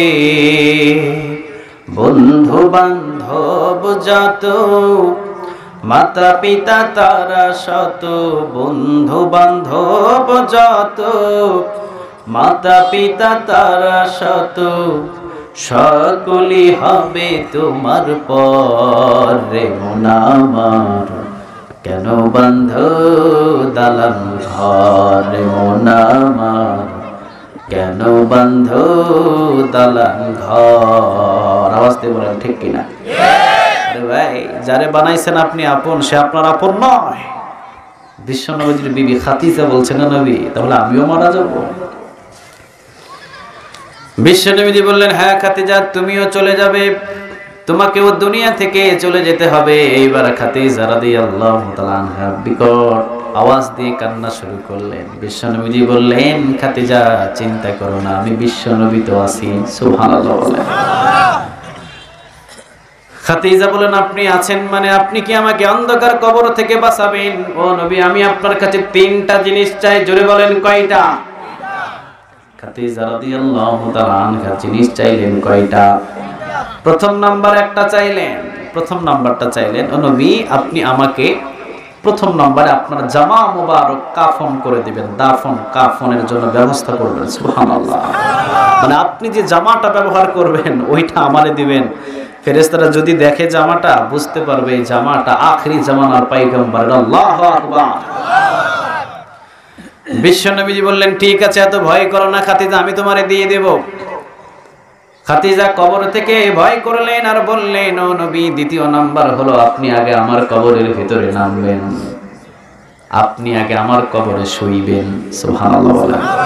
মানে আপনার পিঠ মোবারক আগে আমার কবরে লাগাবেন, কারণ আপনার হাত যেখানে লাগে ওই জায়গা জাহান্নাম থেকে জান্নাতের বাগান করে দেন কে? ও নবী, আপনি আগে আমার এই কবরের ভিতরে শুইবেন। বিশ্বনবীজি বললেন, ঠিক আছে খাদিজা, সর্বপ্রথম আমি তোমার কবরের ভিতরে নামবো। তৃতীয় নম্বর খাদিজা আপত্তি করলেন, ও নবী, আপনার বিবি হয়ে বলি, অন্ধকার কবরের ভিতরে যখন মুনকার নাকির প্রশ্ন করবে, মার রব্বুক ওয়া মা দীনুক মান হাযা রাজুলুল লাযী বুইসা ফিকুম, ও নবী, এই তিনটা প্রশ্ন যখন করবে আপনি উত্তরটা দিয়ে দিবেন। সুবহানাল্লাহ। বিশ্বনবীজি বললেন, ঠিক আছে খাদিজা, চিন্তা করো না, আমি দিয়ে দিব। কারণ বিশ্বনবী পৃথিবীর সব কিছুর চাইতে খাদিজারে একটু বেশি ভালোবাসতেন। সুবহানাল্লাহ। তাহাজ্জুদ নামাজ পড়ে মসজিদে নববীতে দুই হাত তুলে দোয়া করলেন, আল্লাহ, কিয়ামতের ময়দানে যদি আমি আমার ছেলে এবং মেয়ে সবাইরে ভুলে যাই, ছেলেদেরকে বাবা চিনবে না, বাবা ছেলেদেরকে কিয়ামতের ময়দানে চিনবে না, ও নবী, ওই কঠিন মুসিবতের দিনে আমি যেন আমার খাদিজাকে না ভুলে যাই। পাশেই ছিলেন বিশ্বনবীর আরেকজন বিবি আয়েশা রাদিয়াল্লাহু তাআলা আনহা। হাতটা নামিয়ে দিলেন আর বললেন, ও নবী, 25 বছর বয়সে আপনি 40 বছরের একজন বৃদ্ধা নারীকে বিবাহ করেছিলেন, তার চাইতে কি সুন্দরী নারী আপনি পান নাই? বিশ্বনবীজি কান্না করে বললেন, রে আয়েশা, আমার ওই বৃদ্ধা 40 বছরের বিবি সম্পর্কে একটা মন্তব্য তুমি আর করবে না। তোমরা হলে আমার সুখের দিনের স্ত্রী, আর খাদিজা আমার এমন দিনের স্ত্রী যখন মক্কায় দাঁড়ানোর মতো আমার কোনো পরিস্থিতি ছিল না। সেই দিন আমাকে সাহস জোগাতো যেই দিন আমার উপরে ওহী নাযিল হয়েছিল। আমাকে বলেছিল, ও মুহাম্মদ, আপনি এত অধৈর্য হয়ে যান কেন? আপনি তো কারো ক্ষতি করেন নাই, ওই আল্লাহও আপনার ক্ষতি করবে না। সুবহানাল্লাহ। আমাকে যখন মারধর করতো আমাকে সাহস জোগাতো। সুবহানাল্লাহ বলবেন না? যেই দিন আমি গুহার ভিতরে দীর্ঘদিন পর্যন্ত আমি অবস্থান করেছিলাম, 3 বেলা গরম গরম খাবার আমার জন্য আমার খাদিজা ওই গুহায় নিয়ে এসেছে। সুবহানাল্লাহ। এখন যদি আপনারা যান, এই হাজী সাহেবরা যারা যায়, গুহা দেখলে আগে কলিজাটা শুকায় যায়, পড়লেই শেষ। 3 বেলা। কয় বেলা? সবাই বলেন কয় বেলা? 3 বেলা গরম গরম খাবার খাদিজা রাদিয়াল্লাহু তাআলা আনহা নিয়ে যেতেন। জিবরিল আলাইহিস সালাম বসেছিলেন, খাদিজা আসছেন। জিবরিল বললেন, ও নবী, আমি চলে যাচ্ছি, খাদিজার জন্য জায়গাটা আমি ছেড়ে দিলাম। সুবহানাল্লাহ। আপনার বিবি খাদিজা আসছে, তবে আপনার বিবিরে বলে দিন আল্লাহ আজকে খাদিজারে সালাম দিয়েছে। সুবহানাল্লাহ। কোরআনের জন্য যত পাগল হলেন খাদিজা, যত পাগল হলেন কোরআনের জন্য, আল্লাহ তত বেশি সম্মান দান করলেন। সুবহানাল্লাহ বলেন। ইন্নাহু লাকুরআনুন কারীম, এই কোরআনটা হলো সম্মানিত কিতাব। সম্মানিত কিতাবটারে যে ধরবে তারেও সম্মানিত বানাইয়া দিবে কে? আল্লাহ। খাদিজা বললেন, ও নবী, 3য় নম্বর কবরের ভিতরে যখন প্রশ্ন হবে, ও নবী, আপনি আমার প্রত্যেকটা প্রশ্নের জবাব অন্ধকার কবরের ভিতরে দিয়ে দিবেন। মার রব্বুক, এটা আপনি দেবেন। ওয়া মা দীনুক, এটা আপনি দিবেন। মান হাযা রাজুলুল লাযী বুইসা ফিকুম, এটাও আপনি দিবেন। সুবহানাল্লাহ। সুবহানাল্লাহ। রবকে, দিন কি, নবীকে, এই প্রশ্নগুলোর উত্তর আপনি দেবেন। বিশ্বনবীজি বললেন, ঠিক আছে খাদিজা, কোনো চিন্তা করো না, আমি বিশ্বনবী তোমার প্রত্যেকটা কাজ আমি করে দেব। দুনিয়া থেকে বিদায় হয়ে গেলেন খাদিজা। বিশ্বনবীজির নিজের জামা খুলে খাদিজারে কাফন বানিয়ে দিলেন। সুবহানাল্লাহ বলবেন না? নিজে বানিয়ে দিলেন কাফন। নিজে এইবারে অন্ধকার কবরের ভিতরে সর্বপ্রথম নামলেন।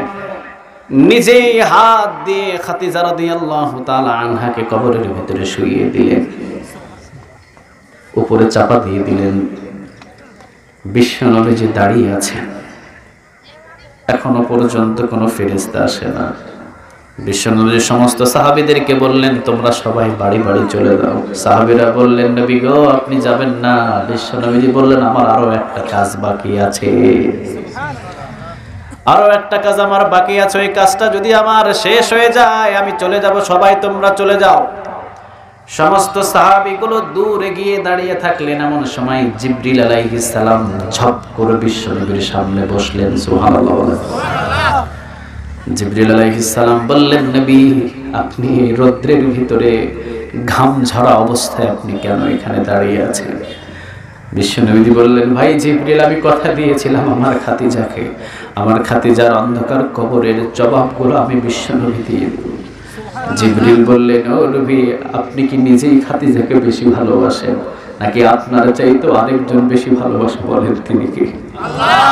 শুধু আপনি বেশি ভালোবাসেন? আপনি খাতিজারে বেশি ভালোবাসেন না?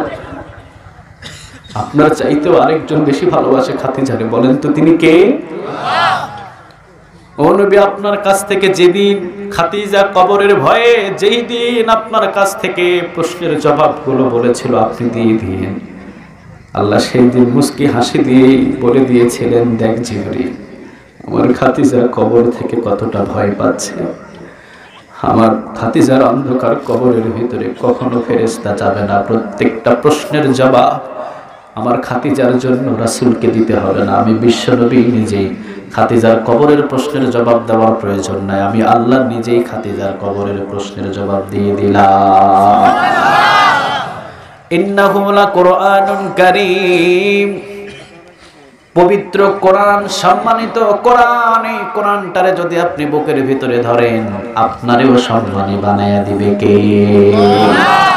সুবহানাল্লাহ বলবেন না? এই কোরআনটা ধরলেন হযরত আবু বকর সিদ্দিক রাদিয়াল্লাহু তাআলা আনহু, সম্মানিত করে দিলেন কে? আল্লাহ। পুরুষদের ভিতরে সর্বপ্রথম আল্লাহ রাব্বুল আলামিন মানুষদের ভিতরে যাদেরকে সালাম দিয়েছিলেন তিনি হলেন আবু বকর সিদ্দিক রাদিয়াল্লাহু তাআলা আনহু। সুবহানাল্লাহ। একদিন সালাম দিলেছিলেন, একদিন। জোরে বলেন কয়দিন? এই কোরআনটারে আবু বকর ধরার কারণে ঠকে না। একদিন আল্লাহ রাব্বুল আলামিন সালাম জানালেন। আবু বকরের গায়ের ভিতরে একটা দামি জামা ছিল। কি ছিল বলেন? দামি একটা জামা। বিক্রি করে সব এতিমদেরকে বিলিয়ে দিলেন। চটের একটা জামা যেই দিন গায়ে পরলেন, জিবরিল আলাইহিস সালাম বিশ্বনবীর সামনে চটের একটা জামা পরে এসেছে। সুবহানাল্লাহ বলেন। বিশ্বনবী মুস্কি হাসি দিয়ে বললেন, ভাই জিবরিল, আপনি দেখি চটের জামা পরে এই জায়গায় এসেছেন। জিবরিল বললেন, নবী গো, শুধু আমি পরি নাই, আবু বকরের দেখা দেখি আল্লাহর হুকুমে আসমান জমিনের সব ফেরেশতা আজকে চটের জামা পরছে। সুবহানাল্লাহ।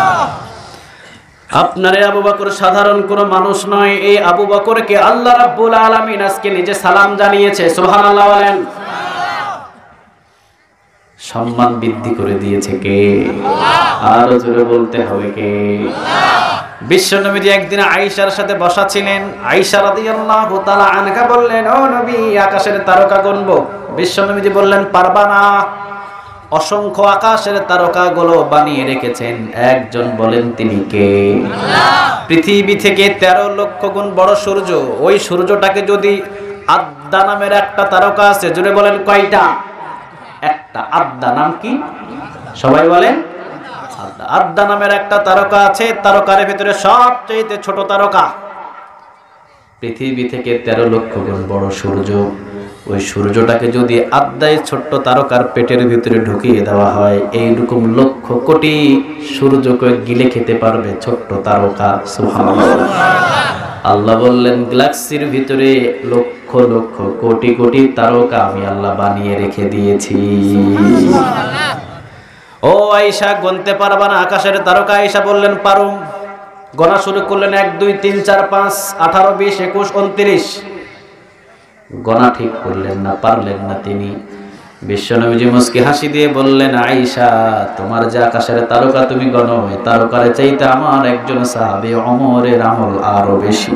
সুবহানাল্লাহ।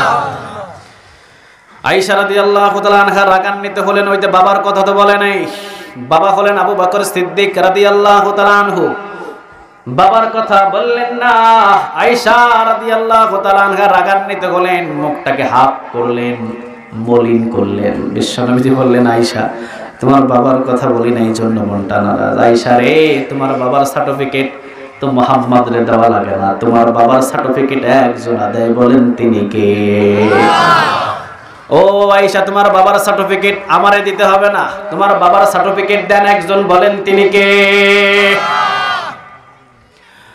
ও আয়েশা, চিন্তা করো না, তোমার বাবার সম্পর্কে আমি কোনো কিছুই বলবো না, একটা দিনের ঘটনা শুধু শোনো। কয়টা দিন?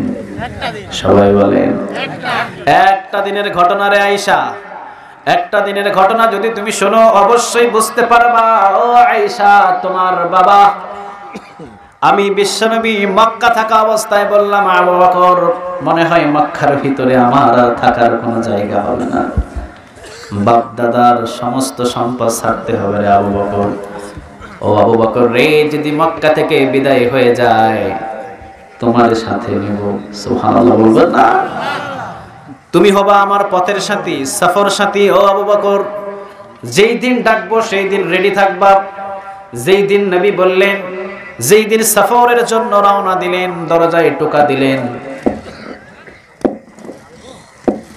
তিনটা টোকার ভিতরে প্রথম টোকাটা দিলেন, দ্বিতীয় টোকা দিলেন, তৃতীয় টোকায় দরজা খুলে গেলেন। আবু বকর বলেন, প্রথম টোকাটা ছিল আমার দরজা খোলার সময়। সুবহানাল্লাহ নাই? দরজার ক্লিপ খোলার সময় বিশ্বনবীর প্রথম দরজা ছিল, বিশ্বনবীর টোকার প্রথম টোকাতে আমার দরজার নব খোলা ছিল, মানে খুলতে যা দেরি। দ্বিতীয় টোকায় আমি দরজা মেলে দিয়েছি, তৃতীয় যখন টোকা মারলেন দরজাটা খুলে গিয়েছে। সুবহানাল্লাহ বলেন। বিশ্বনবীজি বললেন, আবু বকর ঘুমাও নাই? আবু বকর বললেন, কেমনে ঘুমাই নেবে? আপনি দরজায় ডাকবেন, আবু বকর কি ঘুমাইতে পারে? সুবহানাল্লাহ নাই? আমি ঘুমাই নাই। ও নবী, চলেন, যেই দিন থেকে আপনি আমার সাথে নেবেন ওই দিন থেকেই তো প্রস্তুতি নিয়ে আছি। সুবহানাল্লাহ। বাড়িতে গিয়ে বলেন, বিশ্বনবীজি নিজে বলেন, চলো আবু বকর, দেরি করা যাবে না। রওনা দিলেন মদিনার দিকে। রওনা দিতেই হযরত আবু বকর সিদ্দিক রাদিয়াল্লাহু তাআলা আনহু বললেন, নবী, সকাল হয়ে যায়, চলেন একটা গুহার ভিতরে ঢুকি। গুহার ভিতরে ঢুকলেন। গুহার ভিতরে প্রবেশ করার পর আবু বকর সিদ্দিক রাদিয়াল্লাহু তাআলা আনহু বসে আছেন। বিশ্বনবী সাল্লাল্লাহু আলাইহি ওয়াসাল্লাম বললেন, আবু বকর, তোমার অরুর উপরে, তোমার হাঁটুর উপরে মাথা দিয়ে আমি বিশ্বনবীজি একটু ঘুমাতে চাই। আল্লাহু আকবার। কিরে ভাই, যেমন তেমন মানুষ নয়, আল্লাহর পরেই যার সম্মানের স্থান। সুবহানাল্লাহ বলবেন না? আল্লাহর পরেই যার সম্মানের স্থান। বিশ্বনবী বললেন, ও আবু বকর, তোমার হাঁটুর উপরে মাথা রেখে আমি একটু ঘুমাতে চাই। সাথে সাথে আবু বকর কেনে দিলেন আর বললেন, নবী, এটা তো আমার জন্য একটা সৌভাগ্যের ব্যাপার। বিশ্বনবীজির মাথা আবু বকরের হাঁটুর উপরে রাখলেন। খুশি হয়ে গেলেন কে? আর জোরে বলেন কে? আল্লাহ বললেন, নবী, এই করুণ দৃশ্যটা আমি আল্লাহর কাছে খুব ভালো লাগছে। নবী, এই দৃশ্যটা আমার কাছে খুব পছন্দ হয়েছে। এতটুকু সময়, মানে আপনি যতটুকু সময় আবু বকরের হাঁটুর উপরে মাথা রেখে ঘুমিয়েছেন, আবু বকর আপনারে পাহারা দিয়েছে। ও নবী, আপনি জানেন না এই আবু বকর আপনাকে কিভাবে মক্কা থেকে গুহা পর্যন্ত নিয়ে এসেছে? আপনি দেখেন নাই? ও নবী, আবু বকর একবার সামনে গিয়েছে, একটু পরে আবার পিছনে এসেছে, একটু পরে আবার ডান দিকে, একটু পরে আবার বাম দিকে, শুধু চতুর্দিকে ঘোরাঘুরি করেছে। কেন নবী, আপনি জানেন? বিশ্বনবী বললেন, না। আল্লাহ বলেন, ইন্নাল্লাহা লা ইয়ানজুরু ইলা সুওয়ারিকুম ওয়া আমালিকুম ওয়ালাকিন ইয়ানজুরু ইলা কুলুবিকুম ওয়া আমালিকুম। ও নবী গো, আবু বকরের অন্তরের খবর কেউ জানে না, কিন্তু আবু বকরের অন্তরের খবর একজন জানেন, বলেন তিনি কে? ও নবী, আপনাকে যখন মক্কা থেকে হিজরত করে মদিনাতে যাওয়ার সময় আবু বকর পাহারা দিয়েছে, একবার সামনে, একবার পিছনে, একবার ডানে, একবার বামে। কি জন্য জানেন গো নবী? বিশ্বনবীজি বললেন, না। আল্লাহ রাব্বুল আলামিন বললেন, ও নবী, আবু বকর সামনে যায়, একবার পিছনে যায়। আবু বকর যখন আপনার পিছনে থাকে তখন মনে করে না জানি নবীর দিকে সামনে থেকে তীর আসে। আবু বকর সামনে গিয়ে দাঁড়ায়। সুবহানাল্লাহ। বাড়িতে গিয়ে বলে, আবু বকর সামনে দাঁড়ানোর পর যখন আবু বকর চিন্তা করে আমার ডান দিক থেকে কেউ তীর মারে নাকি, দৌড় দিয়ে আবু বকর বিশ্বনবীর ডান দিকে দাঁড়ায়। সুবহানাল্লাহ বলেন। ডান দিকে দাঁড়ানোর পর একটু পরে আবার আবু বকর চিন্তা করে না জানি বাম দিক থেকে আমার নবীর দিকে কেউ তীর মারে নাকি, দৌড় দিয়ে বাম দিকে দাঁড়ায়। ও নবী একা মানুষ, চতুর্দিকে তীর আসবে বলে চতুর্দিকে দাঁড়ায়, তীর লাগবে আবু বকরের গায়ে। আবু বকরের জীবন চলে যাবে, মুহাম্মদ বেঁচে যাবে। সুবহানাল্লাহ। এই যে ভালোবাসা আবু বকর দেখিয়েছে, গুহার ভিতরে আপনার মাথা মুবারক আবু বকরের ওর উপরে রেখে যতক্ষণ আপনি ঘুমিয়েছেন, ও নবী আমি আল্লাহর কাছে বড় ভালো লেগেছে। নবী গো, এই আবু বকরের ওই দিনের নেক আর পৃথিবীর সমস্ত মুসলিমের যদি নেক ওজন করা হয়, আবু বকরের ওই দিনের নেকের ওজন বেশি হয়ে যাবে। ও আয়েশা, তোমার বাবা সাধারণ কোনো মানুষ নয়। ও আয়েশা, তোমার বাবার সম্মান পৃথিবীর কেউ দেয় নাই, সম্মান দিয়েছে কে? মেরাজে বিশ্বনবীজি গেলেন, আয়েশার এবার বর্ণনা করছেন বিশ্বনবী সাল্লাল্লাহু আলাইহি ওয়াসাল্লাম। সুবহানাল্লাহ বলবেন না? ও আয়েশা, তোমার বাবার সম্পর্কে তোমার ধারণা নাই, আমার কাছ থেকে শুনে যাও। আয়েশা, তোমার বাবার সম্পর্কে তোমার ধারণা নাই, তোমার বাবার সম্মান মর্যাদা পৃথিবীর কেউ দেয় নাই, তোমার বাবার সম্মান মর্যাদা আরশে আজিমওয়ালা দিয়েছে। সুবহানাল্লাহ। আমি বিশ্বনবী মেরাজে গেলাম। কোথায় গিয়েছিলেন বলেন? সুবহানাল্লাযী আসরা বিআবদিহি লাইলাম মিনাল মাসজিদিল হারামি ইলাল মাসজিদিল আকসাল্লাযী বারাকনা হাওলাহু লিনুরিয়াহু মিন আয়াতিনা ইন্নাহু হুয়াস সামিউল বাসীর। কথাটা কার? আর জোরে বলতে হবে কার? বিশ্বনবী বলেন, ও আয়েশা, তোমার বাবার এখনো পর্যন্ত তুমি চিনো নাই। ও আয়েশা, যেই দিন আমি বিশ্বনবী মেরাজে গেলাম, জান্নাত ভ্রমণ করলাম, জান্নাতের এই প্রান্ত থেকে ওই প্রান্ত আনাচে কানাচে আমাকে দেখানো হলো, আমি জান্নাত দেখলাম। জান্নাত দেখে যখন আমি বিশ্বনবী ফিরে আসি, পিছন দিকে দেখি আবু বকরের নাম নিয়ে মিছিল করা শুরু হয়েছে। সুবহানাল্লাহ। কি রে ভাই, জান্নাতের ভিতরে আবু বকরের নামে মিছিল। সুবহানাল্লাহ বলবেন না? বিশ্বনবী বললেন, আমি পিছন দিকে ফিরলাম, জান্নাতের এই গেট বলে আবু বকর আমার দিক দিয়ে প্রবেশ করো, জান্নাতের ওই গেট বলে ও আবু বকর আমার দিক দিয়ে প্রবেশ করো। সুবহানাল্লাহ বলেন। সম্মান মর্যাদা বাড়িয়ে দিয়েছে কে? আর জোরে বলতে হবে কে? এই আবু বকর সিদ্দিক রাদিয়াল্লাহু তাআলা আনহু অসম্মান হবেন, সম্মানিত পৃথিবীর কেউ করে নাই, আবু বকরকে সম্মানিত করলেন একজন, বলেন তিনি কে? আবু বকর একটা কাফেরকে থাপ্পড় মারছিলেন। কি মারছিলেন বলেন? একটা থাপ্পড় মারছিলেন। শুনবেন আপনারা? কথা বলেন, শুনবেন? 2 মিনিট। কয় মিনিট? 2 মিনিট, এটা শেষ হবে। উঠাউঠি করলে বুঝবেন না। আবু বকর দান করতে করতে তিনি ফকির হয়ে গিয়েছিলেন। সুবহানাল্লাহ। কার জন্য দান করেছে? সবাই বলেন আওয়াজ দিয়ে, কার জন্য? আল্লাহর জন্য। মক্কা এবং মদিনার ভিতরে আবু বকর সবচেয়ে বড় দানবীর ছিলেন, দান করলেন। মদিনার একটা কাফের আবু বকরকে ফকির বলে গালি দিলেন। কি বললেন বলেন? সবাই বলেন। আবু বকর রাগান্বিত হয় নাই। আবু বকর বললেন, আমারে ফকির বলেছে, অসুবিধা নাই, কারণ আমার বিশ্বনবী বলেন কিয়ামতের ময়দানে ধনীদের নয় গরিবদের কাতারে ও আল্লাহ আমারে তুমি উঠাইয়া দিও। সুবহানাল্লাহ। বিশ্বনবী নিজে গরিবদের কাতারে উঠতে চাই। সুবহানাল্লাহ বলেন। আবু বকররে ফকির বললেন, অসুবিধা নাই, আবার ফকির বললেন, অসুবিধা নাই, আবার ফকির বললেন, অসুবিধা নাই। এই কাফের আবু বকরকে এইবার বলেছে, আবু বকর নিজেও ফকির, আবু বকরের আল্লাহও ফকির। যে কয়জন নাউজুবিল্লাহ বলছেন তারা বাঁচছেন, যারা বলেন নাই তাদের ঈমানের প্রশ্ন। সবাই বলেন নাউজুবিল্লাহ। আর জোরে বলেন নাউজুবিল্লাহ। পৃথিবীর সবাই যদিও ফকির হয়, একজনা ফকির নয়, বলেন তিনি কে?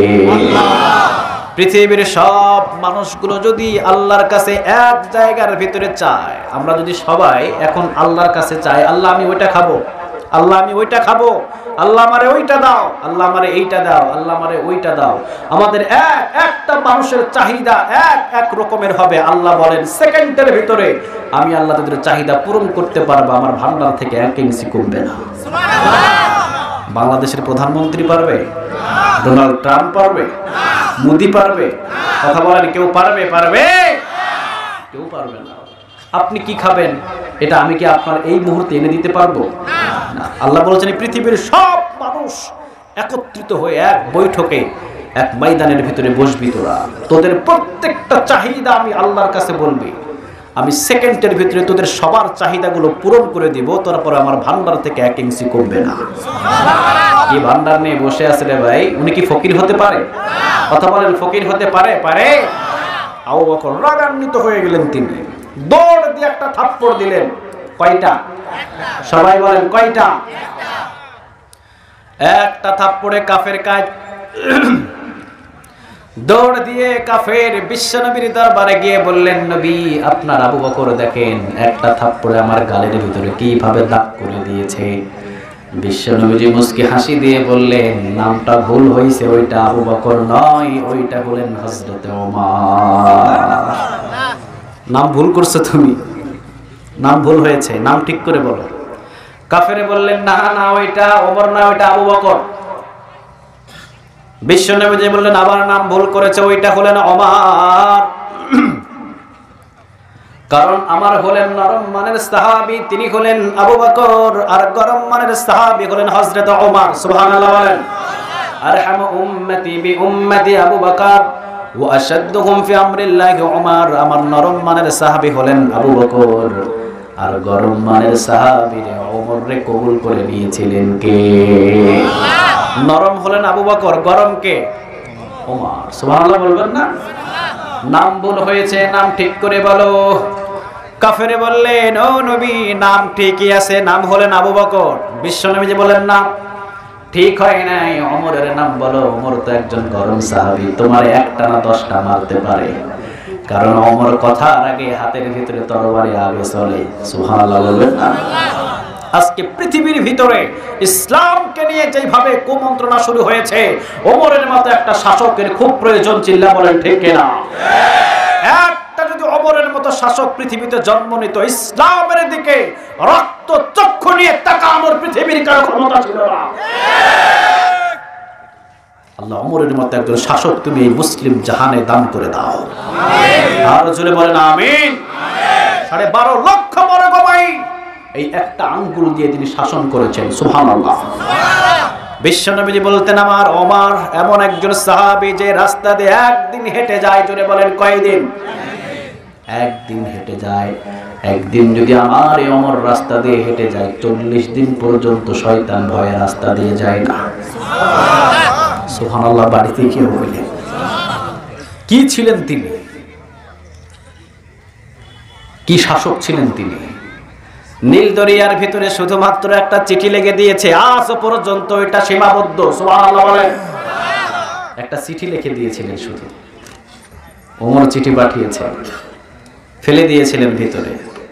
সাগরের উত্তাল বন্ধ হয়ে আজ পর্যন্ত সাগরের চতুর্দিকে উত্তাল করে, কিন্তু সাইডে দিয়ে 1 ফোঁটা পানি আজ পর্যন্ত গড়াইতে পারে না। সুবহানাল্লাহ। কেমন ক্ষমতাশীল ছিলেন, সবার ভিতরে সমান, কিন্তু সমান সবার ভিতরে সমান। গোলামদেরকে নিয়ে ওমর রাদিয়াল্লাহু তাআলা আনহু একই বৈঠকে একই জায়গায় তিনি খাবার খেতেন। সুবহানাল্লাহ বলেন।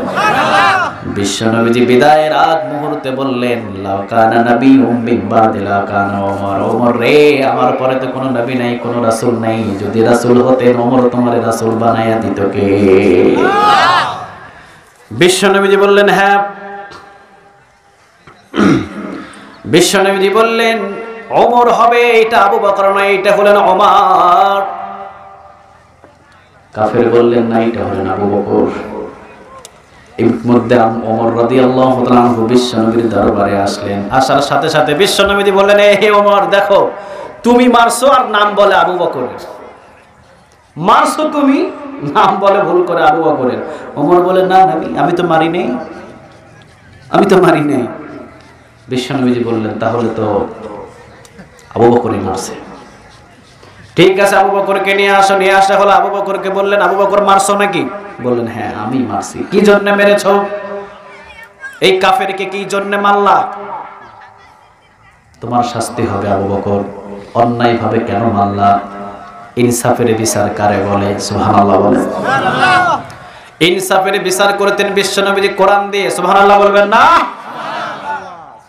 মক্কার ভিতরে ইনসাফের বিচার করতেন তিনি।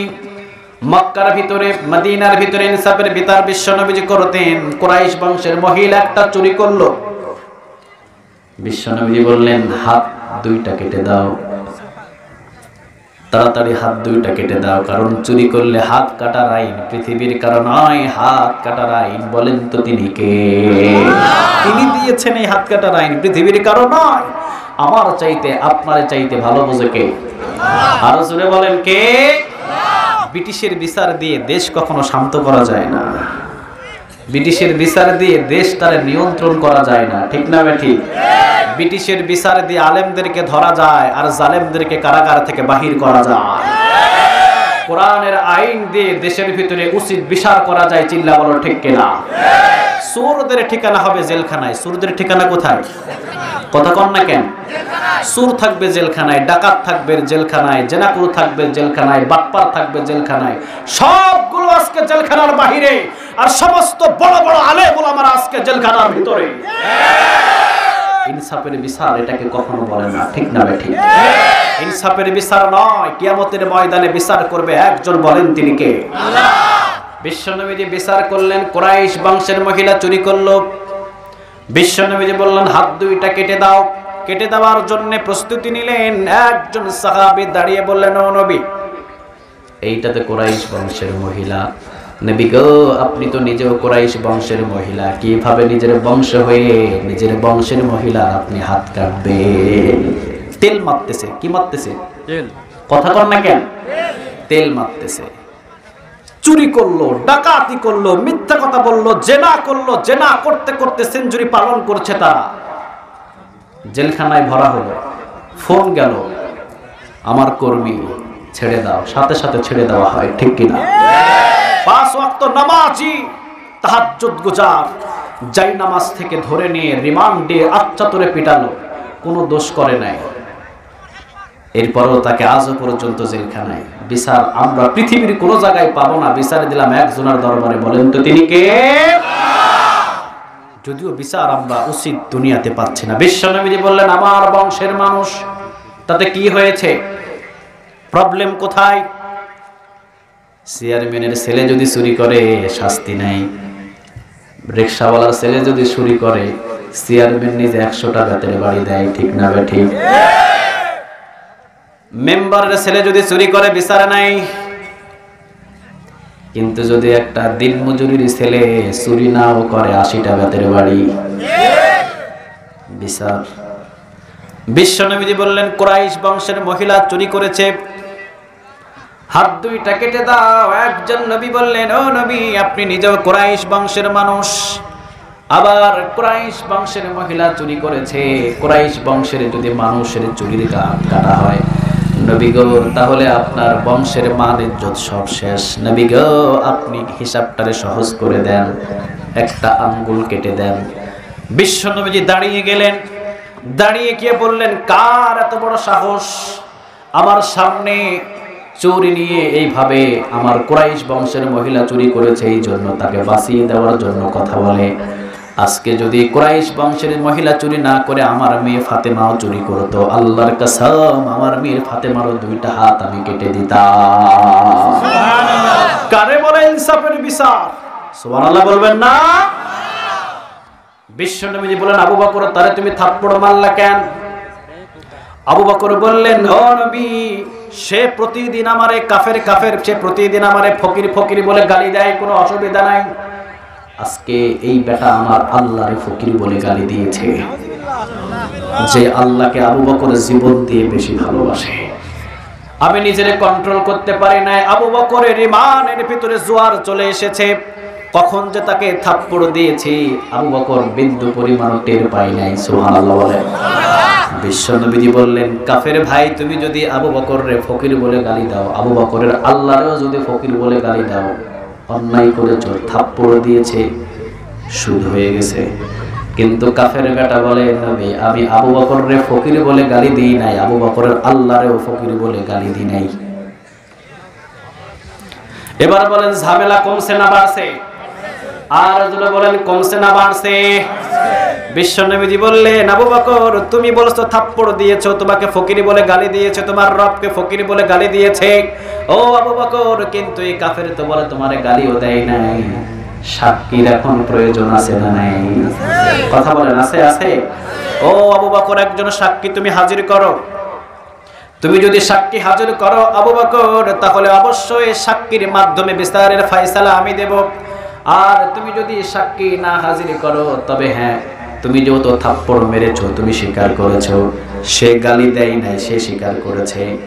থাপ্পড়ের বদলে থাপ্পড়। আবু বকর রে, তোমার গালেও এই কাফের একটা থাপ্পড় মারবে। আল্লাহু আকবার! কি বিচার বলে তাকে! আবু বকর তুমি বন্ধু বলে তোমারে ছেড়ে দেওয়া যাবে না। সুবহানাল্লাহ। ইসলামটা হলো শান্তির একটা ধর্ম। ইসলাম সব ধর্মে মানুষদেরকে শান্তি দিতে পারে, ঠিক না বেঠিক? পৃথিবীর কোন ধর্ম সারা পৃথিবী মিলে শান্তি দিতে পারবে না। ইহুদি বলেন, নাস্তিক বলেন, বেদিন বলেন, যতগুলো ধর্মের মানুষ আছে, সব ধর্মের মানুষগুলো রক্ত নিয়ে খেলা করা শুরু করে। শুধু মুসলিম, এই মুসলিম ধর্মটা মানুষদের রক্তটাকে হেফাজত করে। সুবহানাল্লাহ। 98% মুসলমান আমার বাংলাদেশের ভিতরে, আমার হিন্দু ভাইয়েরা মায়ের কুলের ভিতরে আছে, ঠিক কিনা? গুজরাটের ভিতরে, ইন্ডিয়ার ভিতরে আমার মুসলিম ভাইদের উপরে যেভাবে নির্মম অত্যাচার হয়েছে, আমার বাংলার জমিনের ভিতরে শুধুমাত্র যদি 98% মুসলমান একটা হুঙ্কার দিত, বাংলার জমিনের একটা হিন্দুরে খুঁজে পাওয়া যাইত না। কিন্তু আমরা মানবতা দেখাই। কি দেখাই বলেন? সবাই বলেন, কি দেখাই? আমরা মানবতা দেখাই। আমরা মারতে চাই না, আমরা বুকে টেনে নিতে চাই, ঠিক কিনা? বিশ্বনবীজি বললেন, আবু বকর বন্ধু হয়ে মাপ পাইবা না। তুমি যে কাফেরকে থাপ্পড় দিয়েছো এইটা রাইট। কাফের যে তোমারে গালি দিয়েছে, কাফের তো স্বীকার করে না। তুমি এবারে সাক্ষী হাজির করো। আবু বকর বললেন, ও নবী, যখন ওই কাফের আমাকে ওই কাফের যখন আমাকে গালি দিয়েছে, ও নবী, ওই জায়গার ভিতরে আমি আবু বকর আর ওই কাফের ছাড়া কেউ ছিল না। কিন্তু আবু বকর এখনো পর্যন্ত জানে নাই ওই জায়গার ভিতরে আরেকজন উপস্থিত ছিলেন। বলেন, হযরত আবু বকর সিদ্দিক রাদিয়াল্লাহু তাআলা আনহু বললেন, ও নবী, আমি কোন সাক্ষী আপনার সামনে হাজির করতে পারবো না। ও নবী, এই কাফের আমাকে গালি দিয়েছে, এইটা রাইট, কিন্তু কাফের যখন অবিশ্বাস করেছে অসুবিধা নাই। আমি তো সত্য কথা বলছি, আমি তাকে কাফের থাপ্পড় একটা মেরেছি। সে যদি ইচ্ছা করে আমার গালে একটা না 10টা থাপ্পড় মারতে পারবে। বলেন তো দেখি, কাফের যদি আবু বকরের গালে থাপ্পড় মারে, বিশ্বনবীর কলিজায় কষ্ট লাগবে কি লাগবে না? ওমর রাদিয়াল্লাহু তাআলা আনহু হাতের ভিতরে এগুলা টানতেছে। বিশ্বনবীজি বললেন, ইজলাইজ ওমর, একটু শান্ত হও, আমি বিশ্বনবীজি তো এখানে বসা আছি। সুবহানাল্লাহ। বিশ্বনবীজি বিচারটাকে সাক্ষী ছাড়া রায় ওমরের পক্ষেও দিতে পারছেন না, আবার কাফেরের বিপক্ষেও দিতে পারছেন না। বিশ্বনবীজি বললেন, ওমর, ইনসাফের বিচার যেহেতু আমি বিশ্বনবীজি করি, তুমি যেহেতু বিনা অপরাধে একে একটা থাপ্পড় দিয়েছো, তোমাকেও একটা থাপ্পড় দেওয়া হবে। হাতের বদলে হাত, কানের বদলে কান, চোখের বদলে চোখ, জানের বদলে জান, মালের বদলে মাল। ও আবু বকর, তোমাকেও একটা থাপ্পড় দেবে। আবু বকর বললেন, ইয়া নবী, আমি প্রস্তুত। কাফেরকে বলেন আমার গালে একটা থাপ্পড় দিতে। নবী গো, আপনি যদি বলেন 10টা থাপ্পড়ে আবু বকরকে খেতে হবে, আপনার কথা অনুযায়ী 10টা থাপ্পড়ে আবু বকর খাবে। আমরা হলে কি করতাম? সারা জীবন নেতার পিছনে ঘুরলাম, এই নেতা আমারে আবার থাপ্পড় মারার জন্য বলে, নেতার সবকিছু ছাড়লাম, ঠিক না বেটে? ওই দিন থেকে নেতার বিরোধিতা শুরু করে, আছে না নাই? এইটা হলো দুনিয়ার স্বার্থের নেতা। আবু বকর হলো আখিরাতের নেতা। চাই সুবহানাল্লাহ বলেন। বিশ্বনবীজি বললেন, ঠিক আছে, কাফেররে অনুমতি দিয়ে দিলাম। বিশ্বনবীজি কাফেরকে একটা থাপ্পড় মারার অনুমতি দিবে। আরশ আজিম থেকে একজন ডাক দিয়ে বলেন, হাবিব, একটু অপেক্ষা করেন। সুবহানাল্লাহ। অনেকক্ষণ পর্যন্ত আমি দেখলাম আমার আবু বকরের গালের উপরে থাপ্পড় মারবে, আমি আরশে আজিম থেকে শুধু খেলা দেখবো, এটা হতে পারে না। আরে আবু বকর তো থাপ্পড় এমনি এমনি মারে নাই, আমি আল্লাহরে ফকির বলেছে, এই জন্যই তো আবু বকর থাপ্পড় মেরেছে। নবী গো, সাক্ষী যদি আবু বকর দুনিয়ার কাউরে দিতে পারে নাই, ও নবী আমি আল্লাহ নিজে আবু বকরের পক্ষে সাক্ষী হয়ে গেলাম। সাথে সাথে কোরআনের আয়াতটা নাজিল করে দিলেন, লাকাদ সাদাকাল্লাহু কাওলাল্লাযীনা ক্বালু ইন্নাল্লাহা ফাকির। ও নবী, এই কাফেরের বাচ্চা আমি আল্লাহকে ফকির বলেছে, মিথ্যা কথা নয়, এইটা হলো আবু বকরের সত্য কথা। সুবহানাল্লাহ। বলেন তো দেখি আবু বকর, ইন্নাহু লাকুরআনুন কারীম, এই সম্মানিত কোরআনটারে ধরার কারণে আবু বকরের সম্মানটা বৃদ্ধি করে দিয়েছেন কে? এইবার বলেন, এই কোরআনটা যার উপরে নাজিল হয়েছে বিশ্বনবী, তার সম্মান বেশি না কম? সবাই বলেন বেশি না কম? আরে ভাই, বিশ্বনবী যে দুনিয়াতে যেই দিন পা রেখেছিলেন 1 ঘন্টা পর্যন্ত উম্মে আইমান এবং আমিনা তারা 1 ঘন্টা বিশ্বনবীরে পাই নাই। সুবহানাল্লাহ। 1 ঘন্টা পাই নাই, উধাও ছিলেন।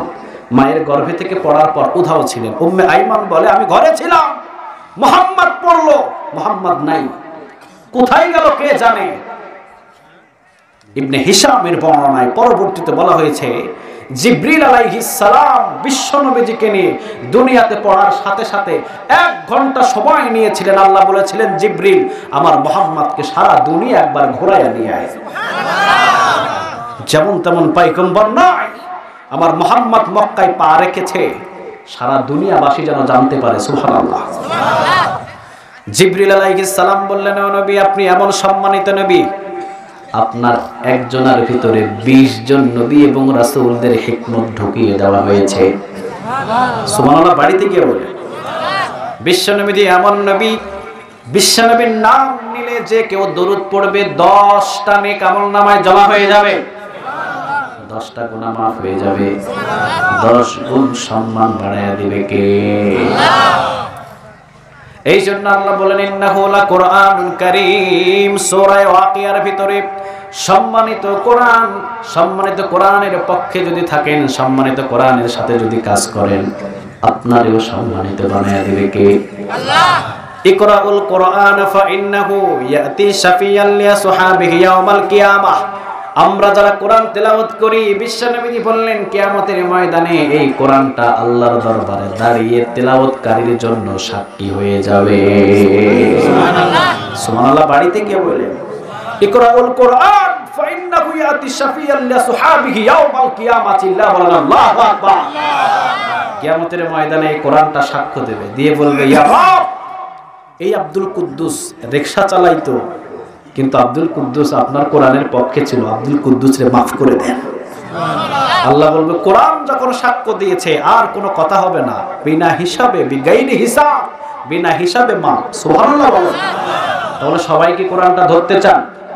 সবাই বলতে হবে, সবাইকে ধরতে চান? হাত তুলে লিল্লাহে তাকবীর, লিল্লাহে তাকবীর, লিল্লাহে তাকবীর। এই কোরআনের জন্য যদি জীবন দিতে হয়, জীবন দিতে রাজি আছেন? এই কোরআনের জন্য যদি রক্ত দিতে হয়, রক্ত দিতে রাজি আছেন? বুঝতে হবে, এই কোরআনটাকে শেষ করার জন্য উঠে পড়ে কিছু মুসলিম এবং কিছু নাস্তিক লেগেছে। বাংলার জমিনের ভিতরে 18 কোটি মুসলমান থাকাকালীন কোরআনের উপরে একটা আসর কখনো পড়তে পারে না। চিল্লা বলো ঠিক কিনা? জীবন থাকতে এই কোরআনের উপরে একটা কোনো আসর পড়তে পারে না। কোরআনের সাথে থাকার জন্য আল্লাহ আমাদের সবাইকে কবুল করে নাও। আর জোরে বলেন আমিন। তো আল্লাহ রাব্বুল আলামিন সূরা আল ওয়াকিয়ার ছোট্ট একটা পয়েন্ট থেকে যতটুকু কথা বলেছি, ইন্নাহু লাকুরআনুন কারীম, সম্মানিত কিতাব, যে টাচ করবে আল্লাহ তাকে সম্মান করবে।